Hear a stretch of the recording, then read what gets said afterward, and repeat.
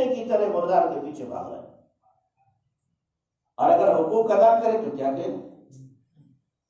پھر تو واہ سبحان اللہ. اسی مال کے ذریعے سے اعلیٰ درجات آدمی حاصل کرے گا، اسی مال کے ذریعے سے جہنم کے گڑھے میں پہنچے گا. تو مال برا بھی ہے اور بھلا بھی ہے. دو رخ ہر چیز کے ہوتے ہیں، ہر چیز کے دو رخ ہوتے ہیں. اب استعمال کرنے والے پر ہے کہ استعمال کرنے والا کس رخ سے اس کو استعمال کر رہا ہے. تو مال کی سرکشی سے اللہ کی پناہ مانگنا چاہیے. اللہ کے نبی علیہ السلام کی دعاؤں میں ہے اللہم انی اعوذ بک من مال یکون علی وبالا. اے اللہ اس مال سے پناہ مانگتا ہوں جو میرے لیے یکون علی عذابا، جو میرے لیے عذاب کا ذریعہ بنے. اولاد کے لیے فرمایا اللہم انی اعوذ بک من ولد یکون علی وبالا، اس اولاد سے پناہ مانگتا ہوں جو میرے لیے وبال جان بنے. اور عورت کے لیے بیوی کے لیے کیا فرمایا اللہم انی اعوذ بک من امرأۃ تشیبنی قبل المشی. اللہ ایسی عورت سے پناہ مانگتا ہوں جو بوڑھا ہونے سے پہلے بوڑھا کر دے. تو مال سے پناہ بھی مانگی ہے. اور مال کو اچھی چیز بھی قرآن میں بھی اللہ نے قرآن میں مال کو خیر کہا وَإِنَّهُ لِحُبِّ الْخَيْرِ لَشَدِيدٌ، کہ انسان مال کی محبت میں بہت پکا ہے. محبت ہے، فطری طور پر ہے. کوئی آدمی کہے مجھے مال نہیں چاہیے، محبت نہیں ہے، جھوٹا ہے. قرآن نے جب کہا ہے تو قرآن انسان کی فطرت کی عکاسی کر رہا ہے کہ محبت ہوگی. کوئی نہیں دنیا میں کہہ سکتا کہ میں تو مال کو لات مارتا ہوں، غلط ہے. ہر ایک کو محبت ہے، بس محبت کا درجہ الگ ہے. مال جیب میں ہو دل میں نہ ہو. مال جیب میں ہو، مال کے ہم کیا ہیں غلام نہ بنے، مال کو اپنا غلام بنائے. مال ایسا نہ ہو جس کی وجہ سے خدا کے احکامات ٹوٹ جائیں. مال ایسا ہو جو خدا کے احکامات کو پورا کرنے میں ہمارا معاون بن رہا. تو دوسری چیز اللہ کے نبی نے کیا فرمائی او غینا مطغیا. تیسری چیز آپ علیہ الصلوۃ والسلام نے ارشاد فرمائی او مرضا مفسدا. نہیں، مرضا مفسدا، یا ایسی بیماری نہ آ جائے تمہارے اوپر جو تمہارا سب کچھ تباہ کر دے، برباد کر دے، ختم کر دے. اس لیے کہ بعض مرتبہ بیماری ایسی آدمی کو لگتی ہے کہ اٹھنے بیٹھنے سے بھی کیا ہے معذور ہو جاتا ہے. فالج پڑ گیا، اب وضو کا بھی دوسروں کا محتاج ہو گیا. اپاہج ہو گیا تو اب دوسروں کا محتاج پڑا ہے. اللہ نہ کرے کوئی اندھا ہو گیا، دوسروں کا محتاج ہو گیا. تو ایسی بیماری لگ گئی جس بیماری کی وجہ سے اب سب کچھ اس کا ضائع ہو رہا ہے. اعمال بھی نہیں کرنا چاہے تو بھی نہیں کر سکتا. بیماری لگ گئی، شل ہو گئے اعضاء. مان لو اس ٹھنڈی میں کسی نے ہاتھ دھویا، ہاتھ ہی شل ہو گیا، اس کا ضائع ہو گیا، ہاتھ اٹھتا ہی نہیں ہے، تو کیا کرے گا؟ اللہ کے ہاتھ میں ہے. ہمیشہ آدمی عافیت کی دعا مانگے، اللہ سے عافیت کی دعا مانگے. آدمی کا صحیح سلامت ہونا بہت بڑی نعمت ہے. اللہ کی اولاد کا صحیح سلامت ہونا بہت بڑی نعمت ہے. ابھی 3 دن پہلے میرے پاس ایک صاحب آئے اور آ کے رونے لگے، آنسوں سے رو رہے تھے. میں نے پوچھا تو کہنے لگے میرا ایک بچہ ہے 8 سال کا ہو گیا، 4 سال کا جب تک تھا چلتا تھا، اب اس کے بعد وہ چلنے سے معذور ہو گیا، اب چل نہیں سکتا ہے، بس بیٹھا رہتا ہے. دماغ کام کر رہا، آنکھ کام کر رہی، سب کچھ، لیکن پیر کام نہیں کرتا. اور کہا اس بیماری کا علاج ہے ہی نہیں پوری دنیا میں. ابھی تک ریسرچ چل رہی ہے اور اس بچے کی عمر جو ہوگی بس 20 سے 22 سال، اس کے بعد مرنا ہے. 22 سال تک بھی تو مصیبت ہے. استنجا کرانا، پیخانہ کرانا، ضرورتیں پوری کرنا بڑی مصیبت ہے. اور پھر اپنا بچہ ہے، محبت ہے، جب آدمی دیکھتا ہے تو دل پہ ایک دم آ رہا ہے، تو آنسوں سے رو رہے تھے. تو اللہ تعالیٰ اگر ہمیں صحت دے رہا ہے اولاد صحیح سلامت دینا ہے بہت بڑی نعمت ہے، بہت بڑی نعمت ہے۔ ہم اگرچہ اس کی قدردانی نہیں کرتے، لیکن اس وقت پتہ چلتا ہے، احساس ہوتا ہے جب کوئی افتاد ہمارے اوپر پڑتی ہے، جب کوئی مصیبت پڑتی ہے، اس وقت سوچتے ہیں اللہ تعالیٰ کتنا بڑا شکر ہے۔ تو اللہ کے نبی صلی اللہ علیہ وسلم نے کیا فرمایا؟ او مرضا مفسدہ، کوئی ایسی بیماری نہ آ پڑے تمہارے اوپر جو سب کچھ تمہارا تہس نہس کر دے، سب ختم ہو جائے، چاہنے کے باوجود تم کچھ کر نہ سکو۔ اس لیے کہ بیماری میں، مثال کے طور پر جو کرونا چلا تھا، اسپتال پہنچ گیا، کیا کر لے گا؟ کچھ تو جان بوجھ کے مار دیے گئے، کچھ بیچارے 15 دن 20 دن پڑے ہوئے ہیں، مشینیں لگی ہوئی ہیں۔ اب وہ اللہ اللہ بھی زبان سے کہنا چاہے تو نہیں کہہ سکتا، نماز پڑھنا چاہے نہیں پڑھ سکتا، تلاوت کرنا چاہے نہیں کر سکتا، کوئی عمل نہیں کر سکتا۔ تو اللہ تبارک و تعالیٰ نے صحت دی ہے، موقع دیا ہے، اس صحت سے ہمیں فائدہ اٹھانا چاہیے۔ اسی لیے نبی علیہ الصلوۃ والسلام نے فرمایا، دعا مانگو اللہ سے کہ اللہم انی اسألک العفو والعافیہ فی الدنیا والآخرہ، اے اللہ مجھے دنیا اور آخرت دونوں جگہ میں عافیت عطا فرما اور میرے گناہوں کو معاف کر۔ عافیت سے بڑی کوئی دعا نہیں۔ تو بیماری کب لگ جائے کس کو، اس کے لیے کوئی عمر شرط نہیں ہے۔ بچے جوانی آنے سے پہلے بوڑھے ہو جاتے ہیں بیماری اگر لگ جائے، اور بعد ایسے صحت مند ہوتے ہیں ماشاءاللہ 70-80 سال تک کوئی بیماری نہیں، ہٹا کٹا جوان پٹا چل رہے ہیں۔ یہ اللہ کی کیا ہے؟ بہت بڑی نعمت ہے۔ چوتھی بات اللہ کے نبی صلی اللہ علیہ وسلم نے فرمائی، او حراما مفندا، یا ایسا بڑھاپا آ جائے جو تمہیں سٹھیا دے۔ بڑھاپا آنے کے بعد آدمی کیا ہے؟ آپے میں نہیں رہتا۔ قرآن میں اللہ نے کیا فرمایا؟ وَمَن نُعَمِّرْهُ نُنَكِّسْهُ فِي الْخَلْقِ، جس کو ہم عمر رسیدہ کرتے ہیں تخلیق میں الٹا کر دیتے ہیں۔ جو کام وہ بچپن میں کرتا تھا بڑھاپے میں وہی کرے گا۔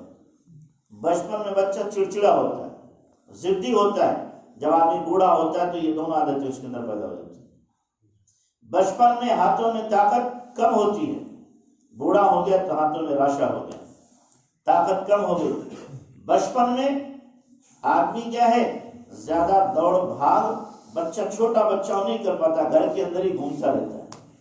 بڑے میاں ہو گئے تو اب کیا کریں گے؟ گھر میں پڑے نہیں جا سکتے تھے۔ جوانی تھی تو رات بھر کھڑے ہو کر عبادت کر سکتے تھے، نہیں تھی۔ اب بڑھاپا آیا، دل چاہتا ہے عبادت کریں، طاقت نہیں پیدا۔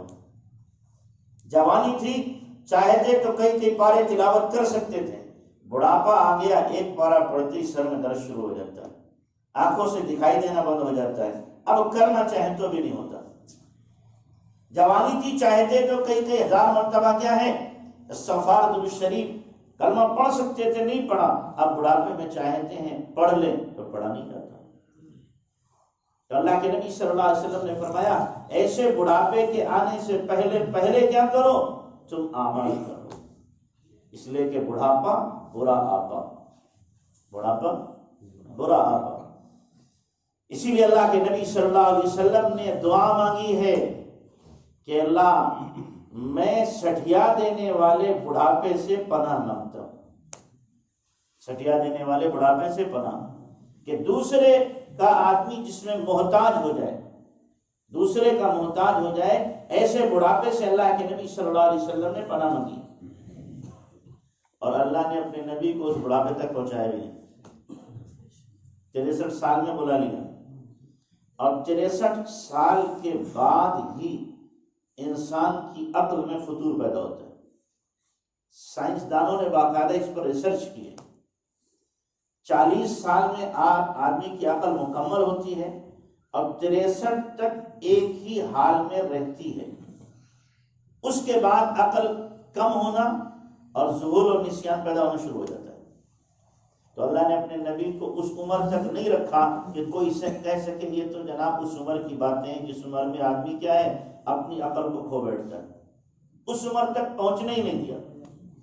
کہ اس عمر کی باتیں ہیں جناب رسول اللہ صلی اللہ علیہ وسلم کی، جو عمر بالکل پختہ عمر ہوتی ہے، جس عمر میں جو بات کہی جاتی ہے تجربے کی روشنی میں کہی جاتی ہے، علم بھی پختہ، عمل بھی پختہ، اعضاء بھی مضبوط، عقل بھی مکمل۔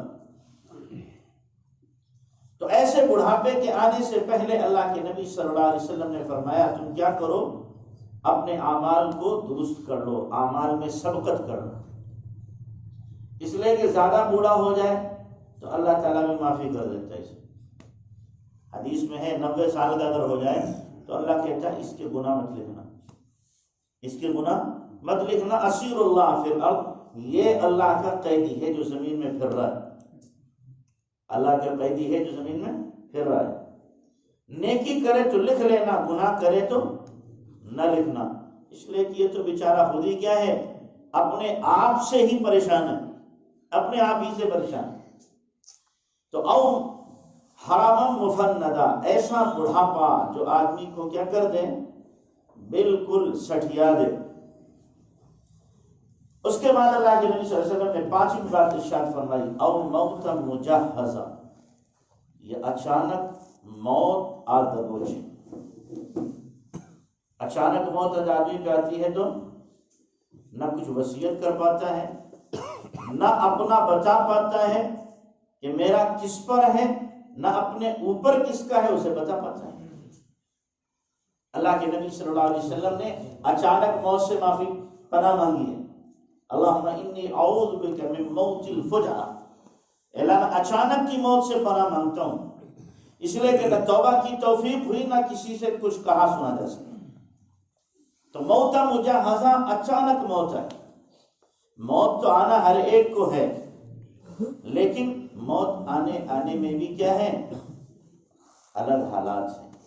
کسی کو موت آتی ہے 15 دن مہینے پر بیمار رہتا ہے، اپنے کہہ سن لیتا ہے، معافی مانگ لیتا ہے، معافی کرا کر کے پھر جاتا ہے۔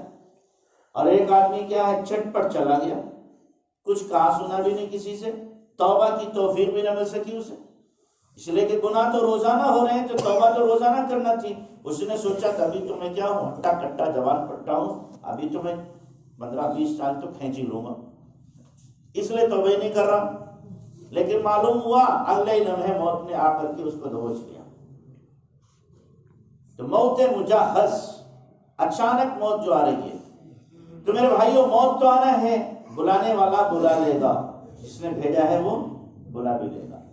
بھیجنے والے نے بغیر ارادے کے، ہمارے بغیر ارادے کے بھیجا، اور جس نے بھیجا ہے ہمارے بغیر ارادے کے بلا بھی لے گا۔ نہ آنا اپنے بس میں، نہ جانا اپنے بس میں ہے، دونوں کے دونوں دوسرے کے بس میں۔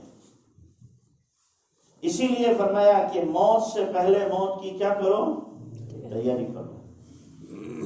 موتو قبل ان تموتو، حاسبو قبل ان تحاسبو، مرنے سے پہلے مر جاؤ، حساب لیے جانے سے پہلے اپنا حساب لے لو۔ کتنی زندگی ہے، چند لمحوں کی، چند دنوں کی، چند سالوں کی زندگی ہے۔ نوح علیہ السلام کو 950 سال دعوت کی عمر ملی، ویسے عمر ان کی 1200 سال سے بھی اوپر ہے۔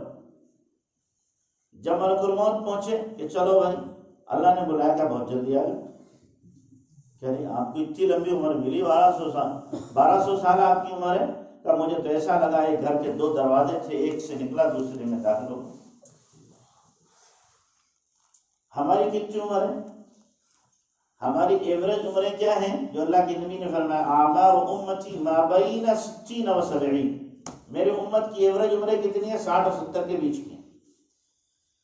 وقلیل منہم ما یتجاوزون، بہت کم ہیں جس سے آگے جائیں گے، بہت کم ہے۔ 60-70 سے اوپر جو جانا وہ رکی کی جیلا ہے، ایسی جیلا ہے، رکی کی جیلا ہے۔ اس کو اللہ کا شکر ادا کرنا چاہیے اور اس عمر کو وصول کرنے کی کوشش کرنا چاہیے، دنیا کے جھمیلوں سے الگ ہو کر کے بس آدمی اللہ اللہ میں لگ جائے۔ تو اس لیے بھائی جانا تو ہے، لیکن جانے کے الگ الگ طریقے ہیں۔ کیا اچھا ہو کہ ہم دنیا سے جا رہے ہوں اور خوشی خوشی جا رہے ہیں۔ حضرت بلال رضی اللہ تعالیٰ عنہ کا جب وصال ہونے والا تھا، گھر والے رو رہے ہیں اور وہ مستی میں کیا فرما رہے ہیں، غدن نلقی الاحبہ محمدا وحزبہ، غدن نلقی الاحبہ محمدا وحزبہ، کل ہم کیا ہیں؟ محمد صلی اللہ علیہ وسلم اور آپ کے ساتھیوں سے ملاقات کریں گے، اپنے دوستوں سے ملاقات کریں گے۔ وہ مست ہو کر کے کہہ رہے ہیں، اور یہاں جب کوئی مرتا ہے تو ہائے ہائے کرتا ہوں، ایسا جا رہا ہائے ہائے کرتا ہوں جا رہا۔ ممشاد دینوری رحمۃ اللہ علیہ کہ جب انتقال کا وقت آیا تو جنت ان کے سامنے کر دی گئی، تو کہنے لگے اپنا چہرہ پھیر دیا کہ میں نہیں دیکھتا اسے، میں جنت کو نہیں دیکھتا، میں نے زندگی بھر جس ذات کے لیے محنت کی ہے مجھے وہ چاہیے، مجھے اللہ کا دیدار چاہیے، جنت کا نہیں۔ یہ تو اعلیٰ درجے کی بات ہے، ہمیں تو اگر جنتی دی جائے تو ماشاء اللہ، وہ تو بہت بڑے لوگوں کی بات ہے۔ تو ایسے لوگ بھی ہیں کہ جنہوں نے ساری زندگی محنت ہی اس لیے کی، تو ایسی موت، خوبصورت موت کہ ہم خوشی کے ساتھ دنیا سے کیا ہے جا رہے ہیں۔ میاں جی موسیٰ رحمۃ اللہ علیہ کہ جب انتقال ہوا تو مرکز کے باہر گئے، ایک بینچ پہ لیٹ گئے، کہنے میں مر رہا ہوں، اور کلمہ پڑھا اور چل دی، کلمہ پڑھ کے نکل۔ ایسی بھی موت ہوتی ہے۔ نگینہ کے اندر ایک صاحب تھے، جمعہ کا دن آیا، اپنی بیوی سے کہا میرا نیا جوڑا لاؤ۔